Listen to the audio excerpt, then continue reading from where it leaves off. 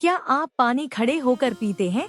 अगर हाँ, तो आप एक बड़ी सुन्नत छोड़ रहे हैं। हमारे प्यारे नबी सल्लल्लाहु अलैहि वसल्लम ने हमें सिर्फ पानी पीने का तरीका भी सिखाया है, क्योंकि इसमें सेहत भी है और बरकत भी। नबी सल्लल्लाहु अलैहि वसल्लम की 3 सुन्नतें पानी पीने में। एक, बैठकर पानी पीना ताकि सेहत बेहतर रहे और प्यास अच्छी तरह बुझे। 2, बिस्मिल्लाह कहना, हर लुकमा और हर कतरा इबादत बन जाता है। 3 सांसों में पीना, एक ही बार में गटकने के बजाय ठहर ठहर कर। हदीस में है, रसूलुल्लाह सल्लल्लाहु अलैहि वसल्लम पानी को 3 सांस में पिया करते थे। मुस्लिम।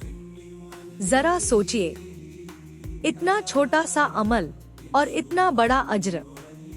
अगर आज से आप ये सुन्नत अपनाएंगे तो आपकी सेहत भी संभलेगी और हर घूंट पर सवाब भी मिलेगा। तो कमेंट में लिखिए इंशाअल्लाह और इस रील को शेयर कीजिए ताकि ये सुन्नत हर घर तक पहुँचे, क्योंकि सुन्नत को जिंदा करना हमारे लिए इज्जत और फ़ख्र है।